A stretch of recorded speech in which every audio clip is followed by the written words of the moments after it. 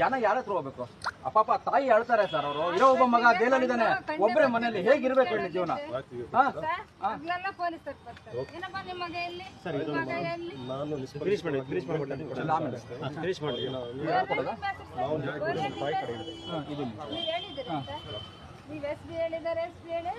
ಈಗ ನಮಗೆ ಆ ವಿಷಯಕ್ಕೆ ನಿಮ್ಮ ಮುಂದೆ ಇರೋದು ಎರಡು ಆಪ್ಷನ್ ಇದೆ. ನಾನು ನಿಮ್ಮ ಜವಾಬ್ದಾರಿ ಇದಕ್ಕೆ ಸಂಬಂಧಪಟ್ಟಂಗೆ, ಒಂದು ನೀವು ಹೇಳಿದ್ರೆ ನೀವು ನ್ಯಾಯಾಂಗ ವ್ಯವಸ್ಥೆಯಲ್ಲಿ ನಿಮ್ಮ ಭಾಗವಹಿಸಕ್ಕೆ ಸಾಧ್ಯನೇ ಇರೋದಿಲ್ಲ. ಒಂದು ಅದು ತಾಲೂಕು ತಹಸೀಲ್ದಾರ್ ಆದರೂ ಅವರಿಗೆ ತಾಲೂಕು ಮ್ಯಾಜಿಸ್ಟ್ರೇಟ್ ತಾಲೂಕು ದಂಡಾಧಿಕಾರಿ ನ್ಯಾಯಾಧೀಶರ ಇದು ಪ್ರಕರಣ ಅದನ್ನ ನೀವು ಯಾರೂ ಮಾಡ್ಲಿಕ್ಕೆ ಆಗೋದಿಲ್ಲ. ಅದನ್ನ ಕೇಳಿದ್ದಾರೆ ಅವರು ಅಂತಂತಂದ್ರೆ ಅವ್ರು ನ್ಯಾಯಾಧೀಶ ಆಗಿ ತಹಸೀಲ್ದಾರ್ ಕೂರೋದಕ್ಕೆ ಅರ್ಹತೆನೇ ಇಲ್ಲ. ಅವರು ಅದನ್ನ DC ಹತ್ರ ಹೇಳಿದೀವಿ ಈಗಾಗಲೇ, ಅದನ್ನು ಕೇಳಿದ್ವಿ. ಆದರೆ ನೀವು ಹೇಳಿಲ್ಲ ಅಂದಾಗ ನಿಮ್ಮ ಹೆಸರು ದುರುಪಯೋಗ ಆಗಿರೋದ್ರ ಬಗ್ಗೆ ನೀವು ಖಂಡಿತ ತಹಸೀಲ್ದಾರ್ ವಿರುದ್ಧ ಕ್ರಮ ತಗೊಳ್ಳೇಬೇಕು. ಗೊತ್ತಾಯ್ತು ನೀವು ಹೇಳಿದ್ರೆ ನನಗೆ, ನಾವು ನೀವು ಮಾಡಿ ಅದಕ್ಕೆ ಸ್ಪಷ್ಟನೆ ಅಂತ ಕೇಳಿದ್ದು ನಾವು. ನಿಮ್ಮ ನಾವು ಯಾಕೆ ಮಾಡಿದ್ರಿ ಅಂತ ನೀವು ಕೇಳಲಿಲ್ಲ ನಾವು.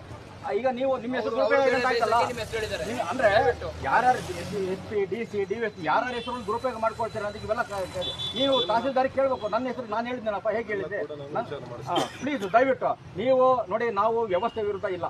ವ್ಯವಸ್ಥೆಯಲ್ಲಿ ಏನು ಅಕ್ರಮಗಳಾಗ್ತವೆ ಇದಾಗಿದ್ದಾವೆ, ಜನ ಭಾರಿ ರೋಡ್ಸ್ ಹೋಗಿಬಿಟ್ಟು ಇವತ್ತು ಒಂದು ರೀತಿಯಲ್ಲಿ ನಮಗೆ ನ್ಯಾಯನೇ ಸಿಗದಿಲ್ಲ ಅನ್ನೋ ರೀತಿಯಲ್ಲಿ ಇವತ್ತು ರಾಜಕೀಯ ವ್ಯವಸ್ಥೆ ಭ್ರಷ್ಟಾಧಿಕಾರಿಗಳಿಂದ ಆಗಿದೆ. ಹಾಗಾಗಿ ಅದನ್ನು ನಮ್ಮ ಕೈಯಿಂದ ಆಗೋಷ್ಟು KRS ಪಕ್ಷದಿಂದ ಸರಿ ಮಾಡಬೇಕು ಅಂತೇಳಿ ಒಂದು ರೀತಿಯಲ್ಲಿ ಎಲ್ಲರೂ ಕೂಡ ಒಂದು ತ್ಯಾಗ, ಸಮಾಜಕ್ಕಾಗಿ ತ್ಯಾಗ, ಯಾವ ಬ್ರಿಟಿಷರ ವಿರುದ್ಧ ಏನು ಹೋರಾಟಕ್ಕೆ ಮಾಡಿದ್ರು, ಲಕ್ಷಾಂತರ ಜನ ಜೈಲಿಗೆ ಹೋದ್ರು, ಅದನ್ನ ಪ್ರೇರಣೆಯಾಗಿ ಇಟ್ಕೊಂಡು ನಾವು ಭ್ರಷ್ಟಾಚಾರ ಮುಕ್ತ ಕರ್ನಾಟಕ, ಲಂಚ ಮುಕ್ತ ಕರ್ನಾಟಕ ಮಾಡಬೇಕು ಅಂತ ಒಂದು ಆತ್ಮ ಇದು ಮಾಡ್ಕೊಂಡು ಹೊರಟಿರೋದು ಸಮಯ ಕೊಡ್ತಾ ಇರೋದು. ಹಾಗಾಗಿ ತಾವು ಅದನ್ನು ಗೌರವ ಕೊಡಬೇಕು.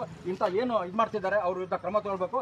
ನೀವು ಇವಂದು ತಪ್ಪಿದೆ ಅಂದ್ರೆ ನಾವು KRS ಪಕ್ಷದ ಪರವಾಗಿ ಬರೋದಿಲ್ಲ, ಅಥವಾ ಬೇರೆ ಇನ್ಯಾರು ತಪ್ಪಿದೆ ಕ್ರಿಮಿನಲ್ ಒಂದು ಅವಾಚ್ಯ ಶಬ್ದ ಬೈದಿದ್ರು ಕೂಡ ನಾವು ಪಕ್ಷನ ಅದನ್ನು ಹೊರಗಾಗ್ತೀವಿ. ನೀವು ಕ್ರಮ ತಗೊಳ್ಳಿ ಅಂತ ನಿಮಗೆ ಇನ್ಫ್ಲೂಯೆನ್ಸ್ ಮಾಡಲ್ಲ, ಅದನ್ನ ಪರವಾಗಿ ಮಾಡಲ್ಲ. ನೀವು ಯಾಕೆ ಕ್ರಮ ಹಿಂಗೆ ಬೈದೇನಪ್ಪ ನಿಮ್ಮ ಕಾರ್ಯಕರ್ತರಲ್ಲಿ ಕಾನೂನು ಹೇಳ್ತಾ ಮಾಡಿ ಅಂತ ಹೇಳ್ತೀವಿ. ಇದುವರೆಗೂ ಬಹಳಷ್ಟು ಹೇಳಿದೀವಿ. ಅದನ್ನ ಎಲ್ಲದು ನಾವು ಅದನ್ನ ಹೇಳ್ತೀವಿ. ಶೀಲಾ ಶಿಸ್ತು ನಾವು ಕಾಪಾಡ್ಕೊಂಡ್ ಬಂದಿದ್ದೀವಿ, ಸಮಯ ಬಂದಿದೆ ಕಾದಿದ್ದೀವಿ. ತಾಯಿ ನೋವು ಇದೆ. ಆತನಿಗೆ ಯಾವುದೇ ರೀತಿಯ ಜಾತಿ ಬೆಂಬಲ ಇಲ್ಲ, ಆಮೇಲೆ ಜನರ ಬೆಂಬಲ ಇಲ್ಲ. ಆತ ಇರ್ತಕ್ಕಂಥದ್ದು ತಾಯಿ ಮಗ ಇಲ್ಲ. ಅಲ್ಲಿ ಒಂದು ಎಲಿಮೆಂಟು ನೆಕ್ಸಸ್ ಕೆಲಸ ಮಾಡ್ತದೆ. ಇಡೀ ಚಳವಳಿಯಲ್ಲಿ ಧ್ವನಿ ಎತ್ತಾ ಇರ್ತಕ್ಕಂಥ ಧ್ವನಿ ಅಡಗಿಸೋಕ್ಕೆ ಅವನ ಮೇಲೆ ಹಲ್ಲೆ ಆಗುತ್ತೆ. ರೆಗ್ಯುಲರ್ ಆಗಿ ಲಾ ಅಂಡ್ ಆರ್ಡರ್ನ ಬೇರೆ ನೆಪದಲ್ಲಿ ಅವನ್ನ ಡೆಸ್ಟ್ರಾಯ್ ಮಾಡೋಕ್ಕೆ ಟ್ರೈ ಮಾಡುತ್ತೆ. ಅವನಿಗೆ ನೀವು ರಕ್ಷಣೆ ಕೊಡಬೇಕು. ನಿಮ್ಮ ಕೆಳ ಹಂತದ ಅಧಿಕಾರಿಗಳು ದಯಮಾಡಿ ಅವನಿಗೆ ತೊಂದರೆ ಕೊಡ್ತಾರೆ.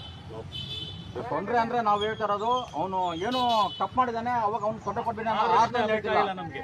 ಅವನನ್ನ ನೀವು ಇದು ಮಾಡಿ, ನೀವು ಏನು ಟ್ರ್ಯಾಕ್ ಚೆಕ್ ಮಾಡ್ತೀರಾ, ಏನ್ ಮಾಡಿ ಆ ಭ್ರಷ್ಟವನ್ನು ಬಿಟ್ಟು ಬೇರೆ ಮಾಡ್ತೀವಿ. ಯಾಕಂದ್ರೆ ಅವ್ರು ಅದ್ರ ವಿರುದ್ಧ ಆಗಲೇ ದಾಖಲೆಯನ್ನು ಸೃಷ್ಟಿ ಮಾಡ್ಬಿಟ್ಟಿದ್ದಾರೆ. ಇವನು ಜಾತಿ ನಿಂದನೆ ಮಾಡಿದಾನೆ, ಇಲ್ಲ ಇದನ್ನ ಮಾಡಿದಾನೆ, ಏನೋ ಸಾಕಷ್ಟು ಎಮಿನೆಂಟ್